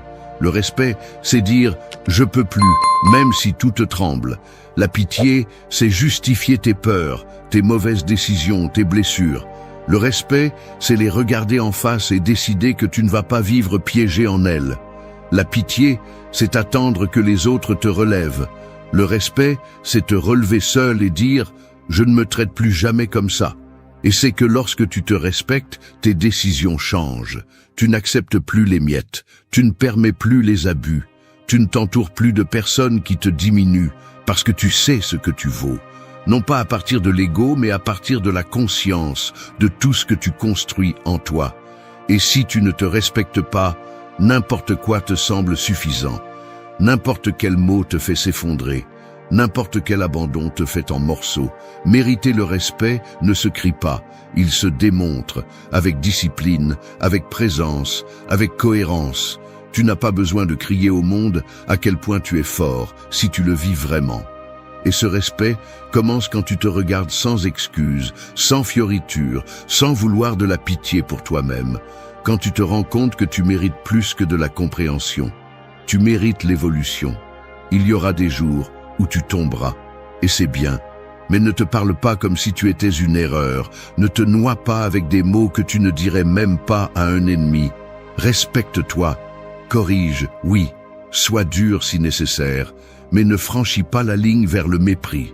Parce que tu n'as pas besoin de réconfort éternel, tu as besoin de structure, de direction, d'action. Et tout cela commence avec toi. Traite-toi comme quelqu'un qui mérite du respect, parce que c'est ce que tu es. Parce que si tu ne le fais pas, personne d'autre ne le fera pour toi. Et parce que le monde répond à la façon dont tu te présentes. Non pas à partir de ce que tu dis, mais de comment tu vis avec toi-même chaque jour. 7. Trace ta frontière comme celui qui protège un royaume. Ta vie est un royaume. Et comme tout royaume, il a besoin de murs, de limites, de défense. Non pas parce que tu crains le monde, mais parce que tu sais ce que vaut ce que tu construis. Chaque fois que tu permets à quelqu'un de franchir tes frontières sans respect, tu laisses la porte ouverte à l'invasion. Ce n'est pas de la paranoïa, c'est de la dignité. Parce que si tu ne protèges pas ton énergie, ta paix, ton espace mental, personne d'autre ne le fera pour toi. Nous confondons souvent la gentillesse avec la faiblesse. On nous a appris à dire oui pour plaire, à céder pour éviter les conflits, à nous taire pour ne pas déranger. Mais cela, avec le temps, se transforme en auto-abandon, parce que chaque fois que tu laisses passer quelque chose qui te fait du mal, chaque fois que tu endures pour ne pas perdre quelqu'un, tu te perds toi-même. Tracer des limites n'est pas rejeter le monde. C'est lui apprendre comment te traiter. C'est avoir une idée claire de qui entre, jusqu'où il peut aller, et ce que tu n'es pas prêt à tolérer. Et oui, certains peuvent s'éloigner lorsque tu poses des limites. Mais si quelqu'un part parce que tu as cessé de lui permettre de te piétiner, alors il n'aurait jamais dû être proche en premier lieu. Le stoïcisme enseigne que l'on doit vivre selon la raison. Et la raison signifie aussi protéger ton temple intérieur, ton esprit, tes émotions, tes projets. Tu ne peux pas prétendre construire une vie forte si tu laisses n'importe qui entrer avec la boue de ses peurs, de ses critiques, de ses exigences. Tu ne peux pas avancer si tu portes les drames des autres, si tu vis en résolvant ce qui ne te concerne pas, si tu dis oui alors qu'à l'intérieur tu cries non. Poser des limites n'est pas de l'égoïsme, c'est du respect. Et c'est une façon puissante de te dire que tu te valorises, que tu ne vas pas permettre que le bruit externe détruise ta structure interne. Que tu n'es pas prêt à continuer à être la poubelle émotionnelle de personne, ni le sauveteur de celui qui ne veut pas nager. Beaucoup pensent que tracer une frontière signifie s'éloigner des autres. Mais en réalité, c'est se rapprocher de soi-même. C'est arrêter de vivre dans la peur du rejet et commencer à vivre dans la vérité. Parce que quand tu sais qui tu es, tu sais aussi ce que tu ne veux pas près de toi. Quand tu te reconnais, tu n'acceptes plus que n'importe qui te définisse. Ton royaume n'a pas besoin de murs très hauts, mais il a besoin de clarté. Il a besoin de portes qui s'ouvrent avec confiance et se ferment avec fermeté. Et si quelque chose ou quelqu'un insiste pour entrer de force, sans respect, sans soin, alors il ne mérite pas d'être là. Aussi simple que ça, aussi nécessaire que ça. Tu n'es pas obligé de t'expliquer. Tu n'as pas à justifier chaque limite. Parfois, le silence suffit. avec le retrait, avec l'arrêt des réponses, parce que celui qui t'aime bien te comprend, et celui qui s'approche seulement pour prendre, pour exiger, pour envahir, s'en ira quand il verra qu'il ne peut plus franchir la frontière comme avant. Défends ton royaume, non pas avec violence, mais avec présence, avec clarté, avec fermeté, parce que si tu ne prends pas soin de ton espace, tu finiras par vivre dans un lieu qui ne t'appartient plus, entouré de personnes qui ne te respectent pas, faisant des choses qui ne te représentent pas. Et quand cela arrive, ne blâme pas le monde. Regarde à l'intérieur, demande-toi où tu as cessé de protéger ton territoire, et trace à nouveau la ligne. Ferme à nouveau la porte, parce que tu n'es pas ici pour être le territoire de personne. Tu es ici pour construire, grandir et vivre avec dignité. 8. Que tes actions parlent plus fort que tes blessures. Une cicatrice ne fait pas de bruit, mais elle est là, te rappelant ce que tu as vécu. Tu peux la toucher, la décrire, la montrer, mais ce qui compte vraiment n'est pas ce qui t'a blessé, mais ce que tu as fait après avoir été blessé. Parce qu'il y a ceux qui transforment leurs blessures en drapeaux et d'autres qui les transforment en moteurs. La différence n'est pas dans la profondeur de la coupure, mais dans la décision que tu prends une fois que tu as saigné. Tu n'es pas ce qui t'est arrivé, tu es ce que tu as décidé de construire à partir de cela. Mais si chaque pas que tu fais est conditionné par ce que tu as souffert, si chaque conversation tourne autour de ta douleur, si chaque décision est teintée par la peur que ça fasse mal à nouveau, alors tes blessures parlent plus fort que tes actions. Et ce déséquilibre te condamne. Parce que le monde ne change pas quand tu comprends ta douleur. Il change quand tu agis malgré elle. Le stoïcisme enseigne que la douleur n'est pas une excuse, c'est une épreuve. Ce que tu fais avec elle révèle ton caractère. Tu peux l'utiliser comme une éternelle justification pour ne pas avancer, ou tu peux la prendre comme le poids qui renforce tes jambes. Et non, il ne s'agit pas d'ignorer ce qui fait mal. Il s'agit de ne pas permettre que cela définisse ce que tu es. Parce que tant que tu continues à réagir depuis la blessure, tu resteras esclave du passé. Ton histoire n'a pas à être une excuse. Elle doit être le fondement à partir duquel tu décides d'agir d'une nouvelle manière. Tes actions valent plus que tes explications. Tes mouvements pèsent plus que tes plaintes. Tu n'as pas besoin de raconter tout ce que tu as souffert pour valider ce que tu fais. Ce que tu fais valide déjà qui tu es. Il y a ceux qui parlent sans arrêt de combien ils ont souffert, de ce qu'ils ont vécu, de tout ce qu'ils ont perdu. Et oui, ils méritent du respect. Mais si après tout ce discours il n'y a pas de changement, pas de décision, pas d'action, alors la douleur devient un masque. Un masque qui empêche la croissance, qui bloque l'avancement, qui demande de la compassion, mais rejette la responsabilité. Tu n'es pas ici pour traîner ta douleur comme une croix. Tu es ici pour construire avec ce qui reste, pour te prouver que tu peux être plus que ta souffrance. Parce que si tes blessures ont toujours le dernier mot, alors tu n'as pas guéri. Tu as juste appris à vivre avec la blessure ouverte.